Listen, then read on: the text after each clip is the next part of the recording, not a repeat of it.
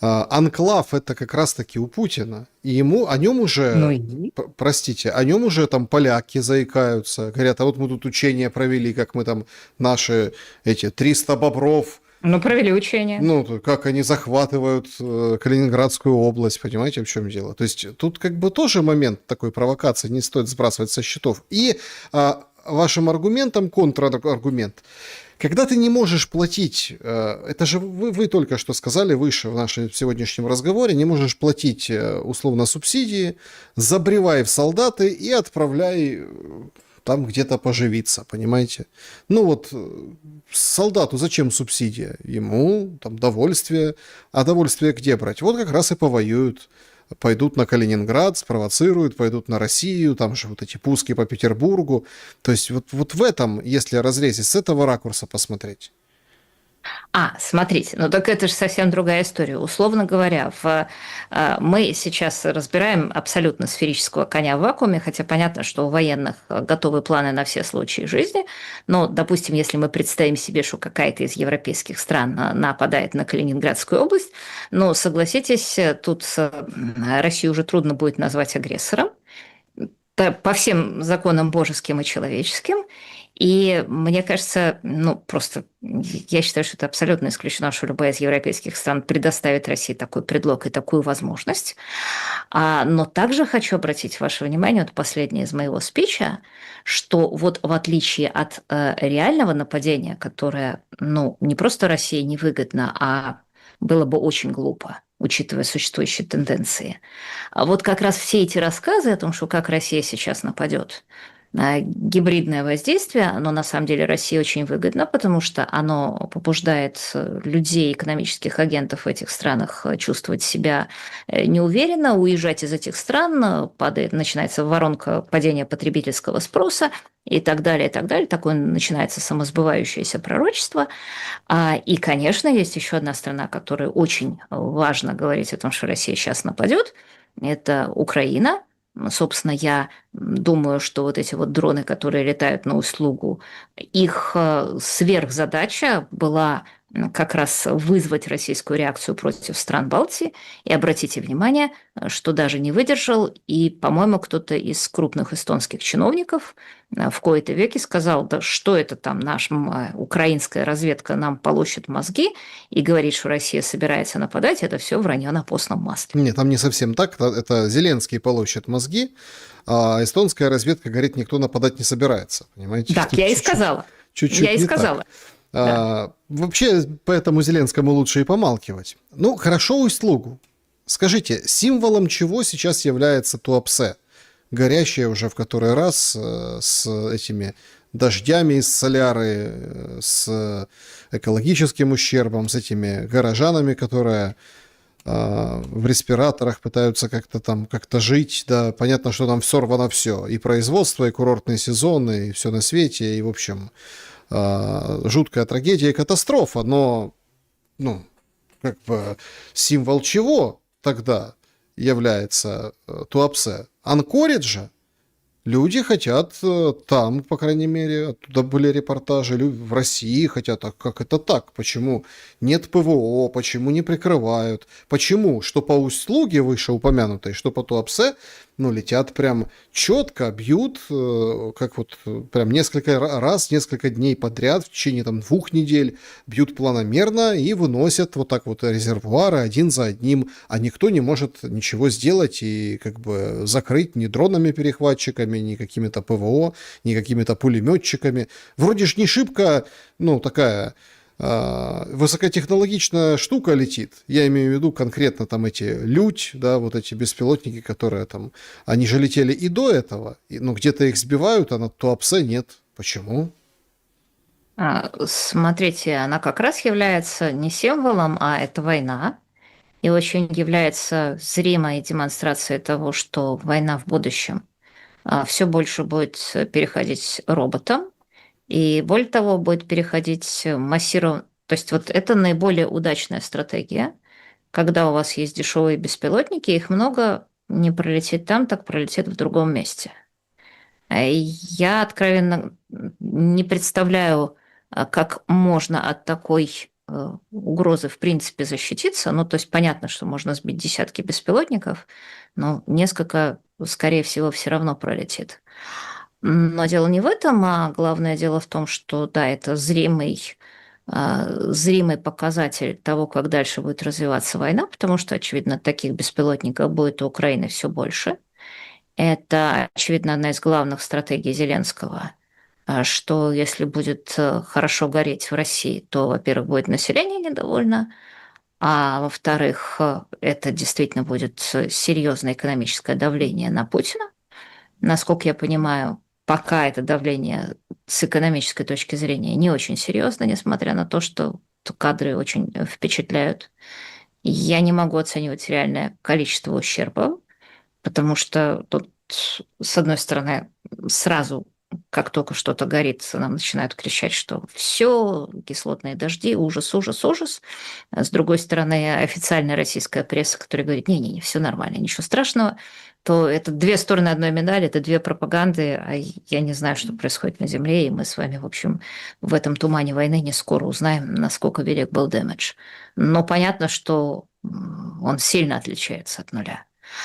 Вот, но и понятно самое главное, что это то, что будет возрастать, и это основная ставка Зеленского сейчас, и это то, что будет происходить с войной, то, что загоняет ее в тупик, потому что все-таки, если вернуться ко фронту, где все-таки происходит самое главное, вернее, не происходит ничего, то мы видим киллзону, которая распространилась на 50 километров в обе стороны от фронта. И я не представляю себе, как без серьезных там, фантастических подвижек в строении дронов преодолеть вот этот временный технологический тупик. Я не представляю себе, как наступать одной или другой стороне в условиях, когда у вас на 50 километров можно вынести любые войска, которые куда-то собираются наступать. С моей точки зрения, единственное, что можно сделать, это приступить к строительству массированной роботизированной армии, условно говоря, Скайнета. Это примерно то, что предлагает сделать на самом деле знаменитый манифест Палантира. Потому что я его читаю как, ребят, мы тут со своим гуманизмом зашли в тупик, мы больше не можем воевать на земле, а без воевания на земле мы не можем, соответственно, одержать окончательную победу. А поскольку людей мы не можем губить в таких количествах, мы должны построить армию роботов, а руководить им будем мы, эффективные менеджеры, люди с высоким коэффициентом интеллекта. Я, кстати, абсолютно согласна со всеми положениями этого манифеста. Я надеюсь, что тем и кончится, потому что иначе... То есть землей будут руководить либо люди с высоким коэффициентом интеллекта, которые строят робот, либо люди с низким коэффициентом интеллекта, которые бегают по улице с то есть вы за разными то, криками. чтобы в манифесте, да, то, что Япония милитаризовалась, Германия милитаризовалась, вы за это, да?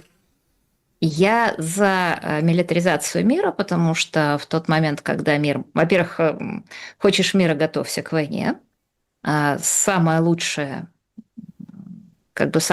состояние мира – это когда у вас есть хорошие технологические заделы, и когда вы соревнуетесь с другими странами, и поэтому развиваетесь все лучше и лучше, но не вступайте непосредственно в мясорубку.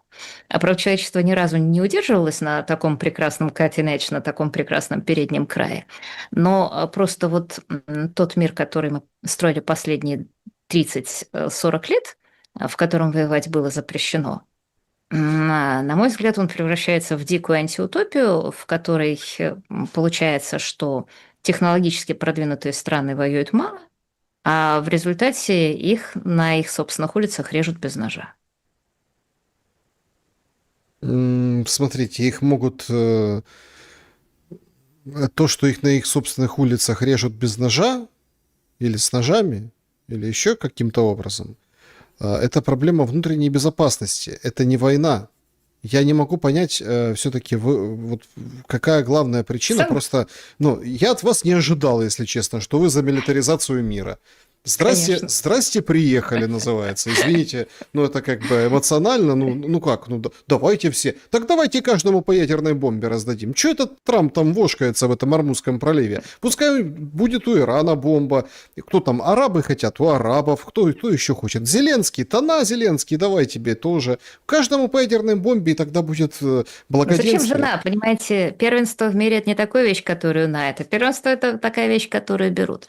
Но если просто возвращаться к российско-украинской войне, то либо это будет вот этой вот бесконечной вознёй, войной на истощение, в которую обе стороны сейчас истощают друг друга, как это очень хочется европейским чиновникам, либо чисто теоретически можно предположить какой-то прорыв.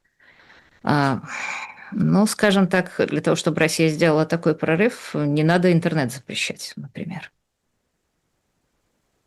А Skynet не построишь, если интернет запретил. Но опять-таки, тут же интернет кому запретили?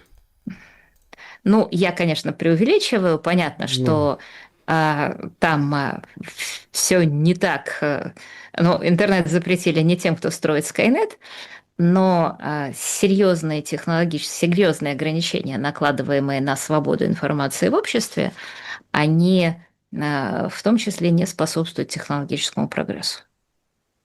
так пускай Хотя тогда... я абсолютно Стоп. совершенно согласна, Нет, я что... сейчас Нет, одну исключительно, секундочку, я должна исключительно... важную вещь сказать, что попытки ограничить свободу информации возникают не на пустом месте и не только из-за фобии российского руководства, а на фоне совершенно реальной опасности того, как деструктивные мемы в интернете, в том числе в западном интернете, легко захватывают общество, и особенно неокрепшие умы 16-летних детей, которые начинают думать, а я мальчик или девочка, наверное, вот, значит, из-за того, что что-то я тут вот не стал миллиардером, значит, наверное, мне надо пол сменить и защищать права палестинцев. Нет, я просто к тому, что, подождите, ну тогда пускай запрещают все, если нас ведет технологический прогресс к всеобщей милитаризации и жизни на спусковом крючке. Ну, я просто продолжаю вот эту линию нашего разговора, понимаете? То есть тут тоже очень интересно. Раз вот надо же, чтобы произошло что-то, что может это сорвать, да? А что может это сорвать? Ну, только как бы перераспределение ресурсов, чем, собственно, сейчас Трамп в Иране и занимается. Что думаете, пойдет все-таки в сухопутную операцию? Или сухопутная операция – это уже вариант, уже все переживали, его не будет. Будет, ну, может, какая-то бомбежечка, 1, 2, 3. Хотя сегодня вот приходит перед нашим эфиром, буквально пришла информация, что Иран что-то передал американцам. Что непонятно, ну, имеется в виду какие-то предложения. Слушайте, мне очень сложно предсказывать то, что будет, потому что многие аналитики уже обгадились с такого рода предсказаниями. Я только могу констатировать то, что есть. Что Трамп явно, то есть, что Трамп добился значительного количества своих целей и явно бы хотел закончить дело, и не добился своих целей максимум, то есть свержение иранского правительства или расчленение Ирана, условно говоря. И поскольку он понимает, что следующий этап эскалации будет стоить Америке гораздо больше, чем он ей принесет, даже в случае благоприятного исхода, он бы с удовольствием закончил дело миром на любых вполне вменяемых условиях. А с другой стороны, иранское руководство, несмотря на то, что оно находится в явном сложном положении, и там нефтяные скважины переполнены, и буквально там старые бочки мобилизуют, чтобы разливать нефть. И понятно, что эти старые бочки вот-вот кончатся. Но точно так же понятно, что когда ты руководишь авторитарной страной, то вопрос, переполнены бочки, не переполнены, есть у тебя чипсы в магазинах, нет у тебя чипсов в магазинах, тебе на самом деле фиолетово. Ты прекрасно понимаешь, что и без чипсов население обойдется, тем более, что благодаря войне оно больше консолидировано вокруг тебя, чем до. И, соответственно, считаешь... То есть там действуют два противоположные вещи.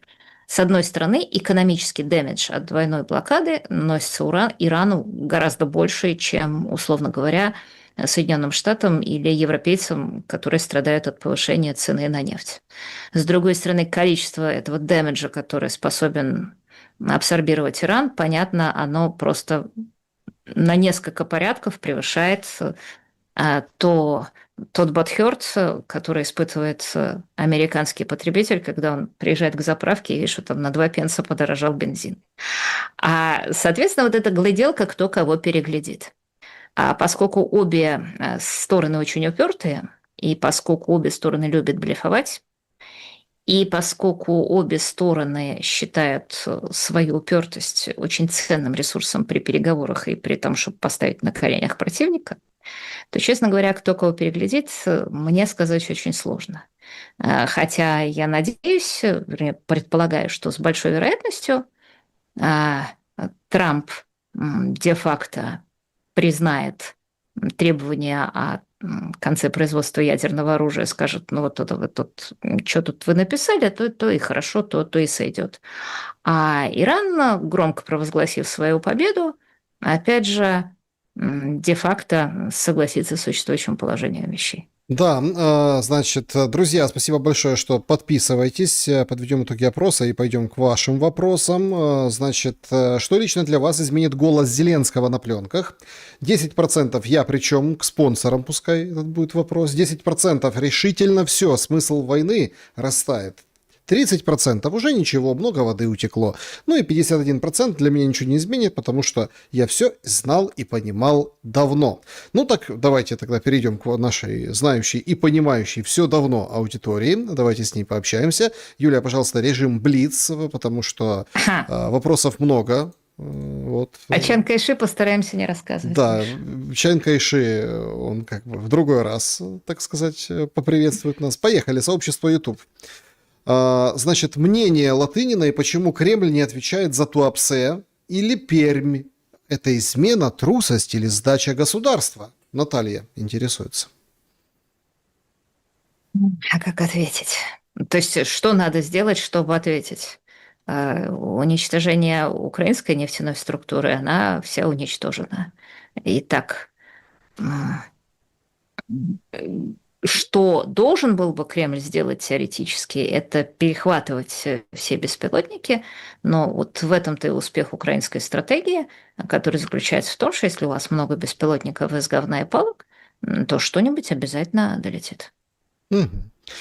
Скажите, Юля... Это вот, извините, другой пример, только что мы это видели вместе с Ираном, когда от иранских беспилотников, опять же, из говна и палок, не могли защититься весьма продвинутые американские ПВО, просто потому что их мало, а беспилотников много, и непонятно, куда в следующий раз полетят. Здравствуйте, Юля. Скажите, многие теологи и образованные люди утверждают, что самые близкие по духу религии – это православие и мусульманство. Вы не могли бы объяснить вашу точку зрения на этот вопрос? Благодарю, Александр. Всем добра. Ну, я последний раз не помню, что православные бегали по улицам Вены с криком «Аллаху Акбар» и запрещали другим конфессиям есть свинину и рассказывали, как надо рубить голову неверным. Я как-то особого сходства не вижу. Если наш слушатель видит, то он исповедует какой-то очень странный вариант православия. Я, конечно, могу ответить как библеист, Саш, ну лучше не надо. Лучше не будем. Оксана. Потому что тогда это будет долго, сложная лекция на полчаса. Оксана, все ваши гости на вашем канале, Юлия, как и вы, также вся оппозиция делают заявления, которые звучат так. Россия должна преклониться перед Западом, стянуть с себя штаны и позволить Западу использовать себя, при этом присягая ему и отдавая все свои ресурсы.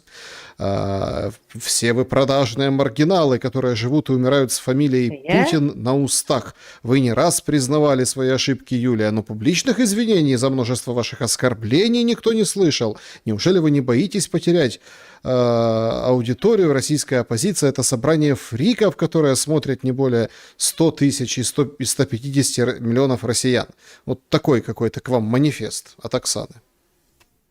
Ну, я давно говорю, что российская оппозиция – это собрание фриков, которые там подписали в ПАСЕ декларацию о том, что Россия должна быть унижена, раздавлена и расчленена. И после этого очень удивляются, что большинство российского народа, не говоря уже о чиновниках, не разделяет этих светлых идеалов, и за это называют российский народ быдлом. Но я не принадлежу российской оппозиции. Да никогда, кстати, не принадлежала. Но последнее время, как можно заметить, особенно. Мгм. Так, вот такой вопрос уже от Петра. Юлия Леонидовна, Россию вряд ли можно назвать цивилизацией, как бы отдельные скрипоносцы на нее это не натягивали. А вот СССР, хоть вы и знатная антисоветчица, имел все-таки задатки на зарождение новой цивилизации или нет? Это очень хороший вопрос. Я просто снимаю перед человеком шляпу. Действительно, СССР был отдельной цивилизацией. И по тем как бы идеологическим параметрам, которые он создавал, и по духу своему, и по просто физически количеству людей, потому что когда у вас только в одной стране проживает 250 миллионов человек, да, у вас есть серьезная заявка, что вы можете существовать как автономная цивилизация, не говоря уже о разных соседних странах. Я многократно говорила, что распад Советского Союза был второй крупнейшей катастрофой в истории 20 века после его образования, потому что гораздо лучше, если бы реформам подвергалась Российская империя, и что первородный грех в этом смысле российского либерализма и российских демократов заключался в том, что они лечили перхоть гильотиной, потому что, как показывает пример Китая, социалистический строй вполне поддавался трансформации. Более того, его гораздо лучше трансформировать с помощью профессиональной бюрократии, чем демократия, которая неизбежно кончается социализмом, и трансформации, как мы видим, не поддается. И, конечно, особенно обидно тем людям, которые помнят СССР, смотреть на то, что сейчас происходит на Западе, на вот это сползание Евросоюза в Евросовок, и думаете, так, ребят, ну нам же в 91-м году говорили, что типа вот на Западе капитализма, демократия и рынок. Так ради чего-то корову-то забили. Мгм. Так, А Митя. реформировать было нельзя? Митя задает вопрос. Привет вам со Жмеринки. Цель обычного простого человека – выжить во время всеобщего беспредела и полного бесконтрольного поведения хищников. А как это сделать? Каждый сам за себя или в группы объединяться? Всем мира и добра. У каждого своя собственная оптимальная стратегия выживания. Но, кстати говоря, мы хорошо знаем, что как раз когда государство распадается на части, одна из самых эффективных стратегий – это действительно объединяться в группы и кланы, обычно по родоплеменному признаку. Именно поэтому, например, там, чеченцы были настолько успешной криминальной силой в 90-х годах, когда то же самое государство распалось, а родоплеменные связи оставались. Как известно, записи Минтича озвучивают ресурсы так называемой «соросятни», то есть глобалистов. Может ли быть, что это является давлением на Зеленского, чтобы он ни в коем случае на мир не шел? Тиминян. Ну, я думаю, что так это сложно не работает. Но я еще раз повторяю свое утверждение, что чем больше подобных пленок возникает, тем больше происходит совершенно поразительная вещь. С одной стороны, европейские политики, дающие Зеленскому деньги, продолжат их игнорировать и будут выглядеть, ну, в глазах думающих людей фарисеями, которых они являются. А с другой стороны, именно это позволяет сделать так, чтобы Зеленский воевал с дисконтом, воевал за гораздо меньшие деньги, тратил русских в войне против русских, потому что, ну, если бы Зеленский был белый, чистый, пушистый, это, кстати, Алексей Арестович прекрасно формулирует, то он бы хотя бы денег больше попросил. Мгм. Так, Александра вас разоблачает. Почему вы, Юлия, когда хотите, говорите о том, что одних индейцев наняли воевать с другими за бусы, отделяете себя из этой ситуации? Разве вы не тот самый индеец, который получает гранты, бусы? Или что? или то, что ваши доходы через эстонские юрлица с 22 года до 300 тысяч долларов, это не имеет значения. На 23 год структуры там МТЮ, ОЮ, Латынина, в общем, в Эстонии могло пройти около 750 тысяч евро. Так вы индеец, Юлия, или нет? Я сильно сомневаюсь насчет 750 тысяч евро, но я вот просто реально не знаю. Но в любом случае все, что происходило, это были либо Patreon, либо YouTube. У меня нет никаких других доходов иных. Я даже не могу опубликовать сейчас свои книги в России, хотя несколько уже написано. Ой. Если наш слушатель реально думает, что человеку, который говорит то, что говорю я, дают какие-нибудь USAID гранты, то мне кажется, что ему нужно сходить в аптеку и что-нибудь принять. Именно, я, кстати, обращаю внимание, что именно первый признак независимого человека заключается в том, что независимый человек может менять свое мнение в зависимости от фактов, как он их видит и как он их понимает. Нет ничего удивительного и странного в том, чтобы изменить свое мнение. Вообще наука так действует, знаете, вот люди думали, что Земля плоская, а потом некоторые поменяли свое мнение. Конечно, можно сказать про Коперника, что он Переобулись. переобулся. Переобулся. Вот Коперник переобулся. Да, Эйнштейн тоже переобулся. Другие переобулись. Но я хочу сказать словами Хора в известной трагедии «Антигона», нет ничего плохого в том, чтобы поменять свое мнение. С моей точки зрения, гораздо более подозрительно, если человек, когда он видит новые открывшиеся обстоятельства, ему продолжает настаивать на своем прежнем мнении, вот тут и возникает впечатление, что он от кого-то зависим. А если человек свое мнение меняет, это как раз показывает, что он ни от кого не зависим, кроме как от фактов. Так, значит, смотрите, сейчас перейдем к чату. Там улетел вопрос, был хороший про Дудаева. Сбили. В общем, там недавно я рассказывал это тоже у себя. Установили мемориальную доску с изображением президента непризнанной Ичкерии Дудаева. И, ну, как бы вот открыли с помпой. А сегодня сообщили, что сбили. Нашли, оказались 3 каких-то подростка, и то они хотели ее украсть. Ну, типа, А где видимо, установили-то? во Львове. Ну, там Господи. во А Львове. Дудаев что у нас теперь потом почетный украинец? Ну, смотрите, там вообще парадоксальная ситуация. Дудаев во Львове учился, во Мгм. Львове. Он стал во Львове советским офицером. Он заканчивал А, там авиационный очень институт. показательно. Потрясающе, не знала, да. Понимаете? И вот там сбили вот эту историю, и вот об этом спрашивал там пользователь, что сбили, то есть по поводу Дудаева, ваши отношения к Дудаеву, ну, в общем, такие вещи. А, Так вопрос. Улетел вопрос, точно не сформулирую, но отношение к Дудаеву, насколько я запомнил. Отношение к Да, Дудаеву да, очень да. простое. Россия даже согласна, даже растерзанная на части Россия в 91 году, которую Ельцин унес и положил себе в карман, потому что, ну, как бы ему было важно оторвать кусок, если он не мог завладеть целым. Тем не менее, являлась, согласно всем международным законам, единым и неделимым государством, которое имеет право охранять свои границы. И мне как-то очень странно, что те самые люди, которые, например, утверждают, что Россия никоим образом не должна была заботиться, и вообще никто не имеет права задавать вопросы о том, что происходило с русским языком в Украине, вот те самые люди почему-то считают нужным отстаивать тезис о том, что обязательно надо было даровать независимость Чечни, в которой, как мы видим по примеру окрестных земель, наверняка был бы построен Марот Кавказ, что-нибудь типа ИГИЛа, террористическое государство, которое, скорее всего, попыталось бы продолжать исламскую экспансию на соседние земли.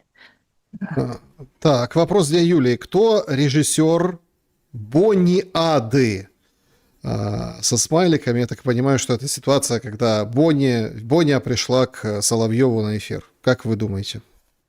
Ну, я думаю, что Бониада началась раньше, с того момента, когда Боня сказала все, что она думает по поводу пертурбаций с интернетом, и поскольку ее слова задели огромное количество людей, нашли отклик живой, и поскольку эти люди являются в том числе абсолютно законопослушными россиянами и даже коренной аудиторией и ядром поддержки Путина, то, соответственно, вот так вот полыхнуло.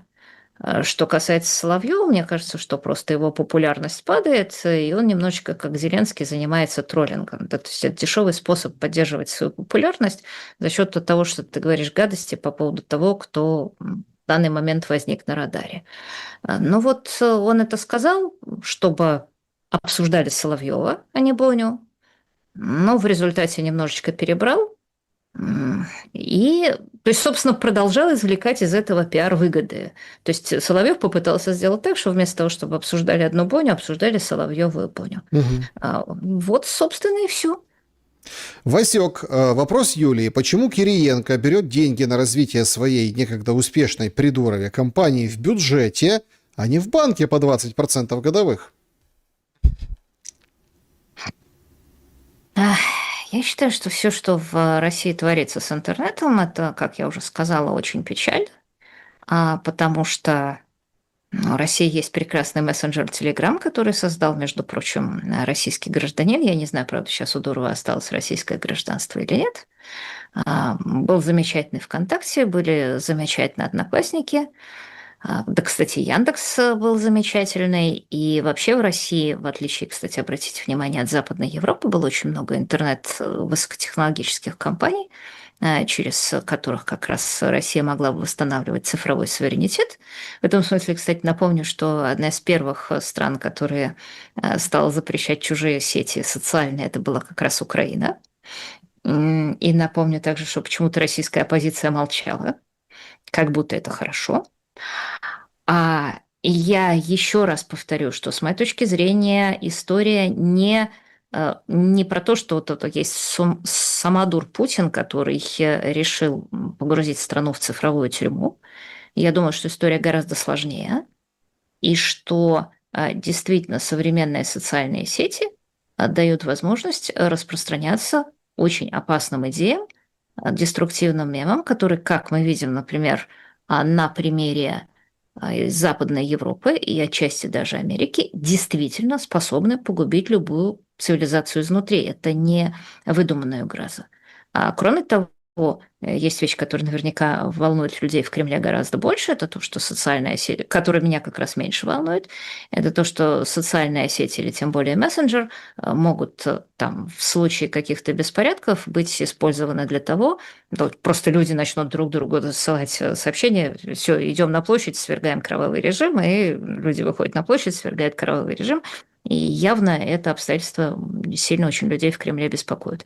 Они хотят иметь возможность в любой момент нажать на кнопку и такую социальную сеть или мессенджер выключить.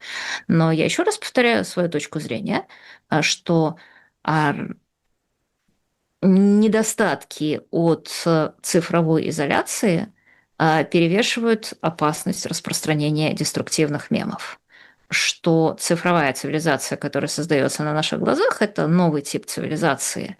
И пытаться от нее отказываться или пытаться какие-то куски ее обрезать, это все равно, что, допустим, отказаться от плавки железа со словами, а вы знаете, вот тут у нас раньше было каменное кайло, и оно тоже вполне сойдет.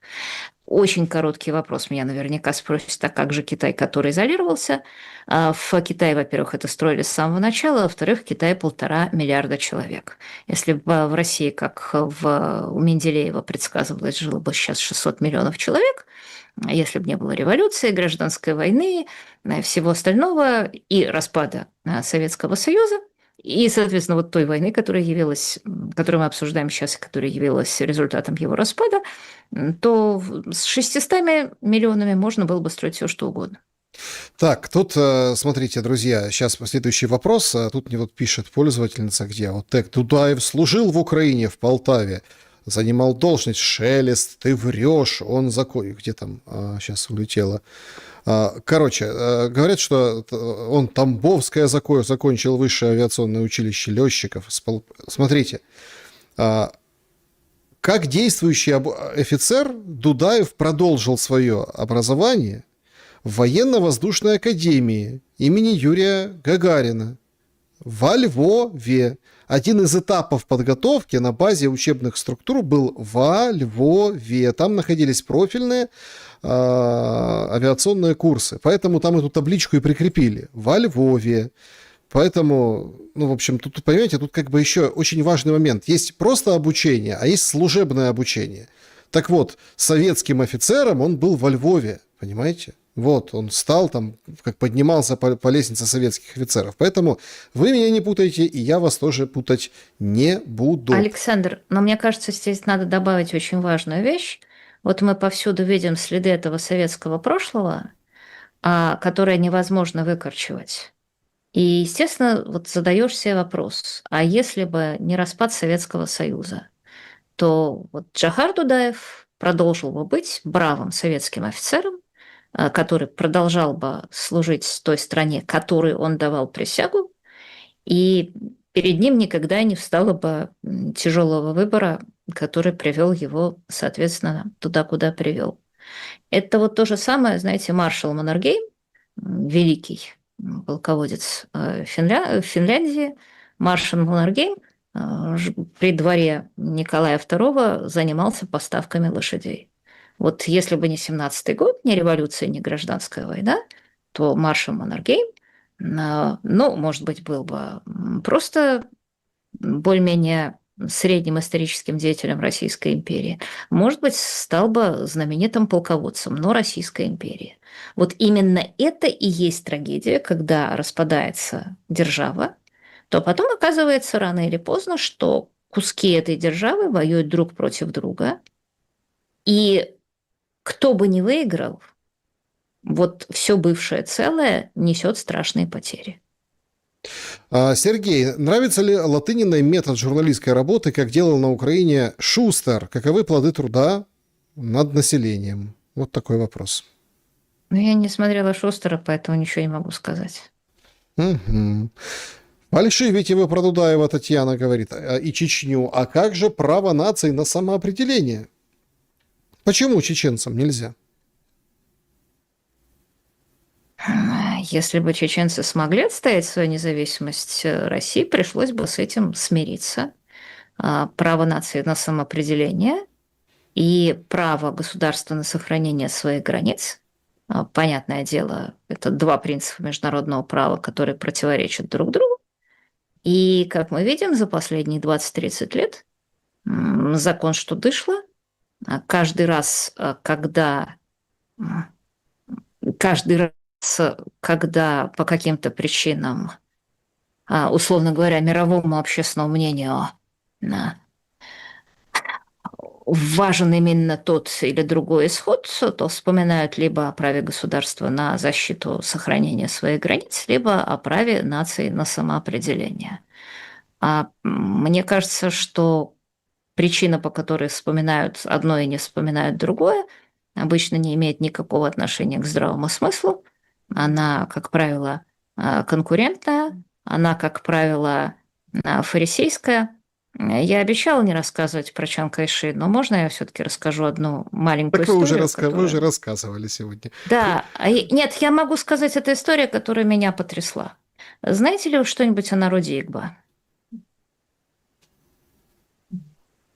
Игбо – это этническая группа в Нигерии, это христиане, это этническая группа с самым высоким в Африке коэффициентом интеллекта. А когда Игбо эмигрирует в Америку, то, значит, соответственно, средний коэффициент интеллекта в группе 94-105. Это очень высоко. 65% эмигрировавших в Америку Игбо – это врачи, учителя, инженеры, которые имеют дипломы по сравнению с 30% среднестатистического американца. Это одна из самых успешных, если не самая успешная этническая группа в Америке. И поэтому, когда вы слышите об успехах нигерийцев в Америке, то знаете, что вы просто всегда слышите об успехах именно Игбо. Соответственно, почему я об этом рассказываю? Потому что Игбо после того, как их чуть не перерезали в 1966 году, провозгласили независимость. Это называлась Республика Биафра. Вот в соответствии с той самой правой нации на самоопределение. А после чего международная общественность, которая у нас так иногда любит защищать права нации на самоопределение, не обратила на это никакого внимания. Великобритания помогала центральному правительству Нигерии, кончилась войной и блокадой, в которой погибло до 3 миллионов человек, после чего ИГМА были буквально экономически уничтожены, потому что у всех беженцев были, естественно, отобраны имущество, и там была еще такая потрясающая история, что каждому ИГБА оставили по 20 фунтов стерлингов на его банковском счету, то есть просто обнулили все сбережения. А несмотря на это, естественно, ИГБА сейчас снова является самой успешной в экономическом отношении группой жителей Нигерии. Если вы слышите, что где-то перерезали христиан, то это в нигерийской деревне, то это почти всегда перерезали ИГБА. Как я уже сказала, это фантастически успешная экономическая группа в Соединенных Штатах. Это очень высокий коэффициент интеллекта. Но меня сейчас, кстати, который, видимо, отбирался вот именно в связи с земледелием и торговлей веками, но сейчас меня интересует просто вот тот маленький факт, что та международная общественность, которая так беспокоилась о чернокожих жителях Родезии и чернокожих жителях ЮАР, и считала, что вот они должны иметь самоопределение и независимость. Они почему-то совершенно не заботились по поводу ИГБА, которые подвергались страшнейшим утеснениям и погромам, видимо, в первую очередь потому, что ИГБА, так же как израильтяне и некоторые другие успешные этнические группы, имеют обыкновение решать проблемы сами. А какую проблему международная Израиль решил общественность... сами? Подождите. Нет, ну, скажем, Хамас все время говорит, мы жертвы, нам надо помочь. Израиль не говорит, мы жертвы, Хамас? нам надо помочь. Израиль не говорит, мы жертвы, тогда надо помочь. А откуда тогда столько тыканий? Ну, подождите, а почему тогда не ведут себя достойно? Я имею в виду, что... Нет, я имею в виду, стойте. Это очень Александр, интересный момент. я имею в виду... Значит, Израиль так не говорит, но гоняются за Такером Карлсоном всех плюс-минус людей публичных, что вот вы тычут пальцами, вы антисемиты, обнуляют, лазят там через искусственный интеллект, влазят, блокируют, лупят тени. Это сейчас тема, ну, такая достаточно раскрученная в Америке, пользователи соцсетей. Наоборот, только скажешь слово там что-то про Холокост, все, ну так аргументируйте достойно, ведите себя достойно. У нас даже, вы понимаете, в Украине даже семитский закон приняли, 8 лет тюрьмы. Зеленский Ну, еще подписал. бы его Азов был соблюдать, да, конечно. Вы представляете уровень смотрите, абсурда? И сразу говорят, а давайте сделаем украинофобский закон, чтобы типа, а то у нас получается антисемитизм, да, а вот надо же украинофобию тоже вводить. Поэтому тут как бы сами, кто жертва, кто плачет. Ну, извините, я вот сегодня подалека послушал, так там вообще в России полное туапсе. У нас не будет замещения населения никем, роботов привезут. Роботами заменим, с искусственным интеллектом. Вот они нам будут дороги строить, там все, а мы будем, украинцы, наслаждаться перемогой. Так, понимаете, кто тут жертва, кто тут герой? А в случае Израиля и, допустим, сектора Газа, я просто имею в виду, что вот есть УНРВА, агентство помощи палестинским беженцам, которое имеет которая имела 2 миллиарда бюджет, которые в основном-то, собственно, и уходили на строительство ракет, подземных туннелей и так далее, и что вот раз за разом, кстати, это и касается непосредственно Украины и политики Зеленского, раз за разом мы видим просто 2 разных типа политиков. Есть очень популярное современное направление, когда ты говоришь «я жертва», поэтому мне все должны, и поэтому мне все позволено, и обязательно всегда рядом есть леваки, обязательно всегда рядом есть какие-то добрые люди и НКО, которые в большом количестве осваивают деньги на помощь жертвам. жертве. И есть люди, их обычно называют фашистами и отменяют, которые говорят, ну, знаете, мы как-нибудь сами справимся. И леваки и НКО им не помогают, и по этому поводу, собственно, и называют их фашистами. Вот я просто обращала внимание, что их бы, несмотря именно в силу того, что люди справляются со своими проблемами сами, им типа вам никакой независимости, вам не положено, идите в баню, вы не жертвы.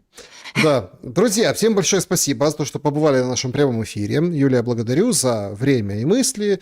Ну и, конечно, с Первомаем. Ну, почему бы не поздравить людей с Первомаем, хотя, честно говоря... Хотя, знаете, по-моему, даже был какой-то языческий праздник. Очень милая была вещь. Вальпургиева ночь вчера была. Ну вот, прыгали через костер или еще что-то в этом роде. Да, друзья, ну вот такая, какая ночь и полнолуние еще сегодня там какое-то особенное говорят. Поэтому, друзья, в эти сложные разные времена берегите себя. Что ж мы не поговорили даже о том, как Зеленский обрушился на Израиль. Как-то мы, по-моему, очень важную вещь пропустили. Так, ну, а что? Ну, то есть Израиль же сдал назад, хотя там, правда, говорят, это зерно с оккупированных территорий украинских все-таки выгрузили. То есть, получается... Нет, смотрите, там не совсем да? Израиль сдал назад, а там есть вот в Израиле вот эти вот самые активисты, вот эти самые НКОшники. Но Израиль же стал Зеленский отменять как Венецианское биеннале, для этого это для него почему-то было очень важно, и, соответственно, там вот образовалась вот эта вот сумасшедшая толпа, которая бегает, угрожает настучать, угрожает ввести европейские санкции. Я, конечно, думаю, что это было в основном там частично желание поссориться с Израилем из-за Мендичгейта, чтобы точно Мендич был в Израиле неприкосновенен. Возможно, хорошее там была предположение, идея... да. Да, я думаю, что там не забывайте, что там же вот стали в Израиле прилетать беспилотники, которые раньше были только на российско-украинской войне замечены, и, соответственно, с учетом вот этих вот выезжей Зеленского по странам Ближнего Востока, где он эти беспилотники предлагает, я думаю, это был такой превентивный удар, чтобы когда Израиль начнет выяснять, откуда все-таки беспилотники прилетели, то Зеленский скажет: вы клевещете. Конечно, я думаю, что это отчасти исполнение желаний евробюрократов, которым надо скинуть Нетаньяху как союзника Трампа, и которым важно заискивать перед своим мусульманским избирателем. И вот они как раз не хотят быть заподозренным в антисемитизме, а Зеленский тут такой идеальный исполнитель. Ведь обратите внимание, что какую стал Зеленский предлагать услугу, как инструмент сдерживания не только Путина, но и Орбана, Нетаньяху, Трампа и так далее, так далее. Конечно, может быть, ему просто обидно на то, что его в Израиле не приняли во время этой вот самой триумфальной поездки, в которой он, кстати, заметим, ездил ровно по тем странам, которые тоже покупают это российское зерно. Но я бы немножко хотела сказать о другом, буквально вот 2 минуты. Потому что мне кажется, что самое ужасное в этой истории – это то, что Зеленский называет краденым зерном, потому что это зерно, которое выращено на территориях, аннексированных Россией, теми самыми людьми, которые его всегда там выращивали. И вот это очень признак отношения Зеленского к этим людям, потому что они так считались людьми второго сорта, потому что говорили по-русски. Давайте скажем это честно. Сошлемся вот на последний замечательный ролик Дианы Панченко. А теперь получается, что им говорят? Им говорят: не смейте жить, не смейте растить зерно, не смейте продавать и платить налоги. А что же делать? А вот нас не интересует. Хоть сдохните, хоть в Львов езжайте, где ваших детей будут в школах дразнить москворотами. И я обращаю ваше внимание, что эти люди действительно преступники по украинским законам, потому что в 2022 году Украина приняла закон, который называл преступниками всех, кто сотрудничает с российской властью, а под сотрудничеством понималось все, включая хозяйственную деятельность. Я хочу обратить внимание, что в истории человечества просто такого не было, чтобы территория отошла другому государству, и то государство, которое не сумело ее удержать, называло своих бывших граждан преступниками за то, что они не сдохли. Да. Вот даже Сталин, между прочим, у него была политика ни килограмма хлеба, ни литра горючего немцам. Не было у Сталина такого, что наказывались бывшие в оккупации за то, что они просто там сеяли и жали.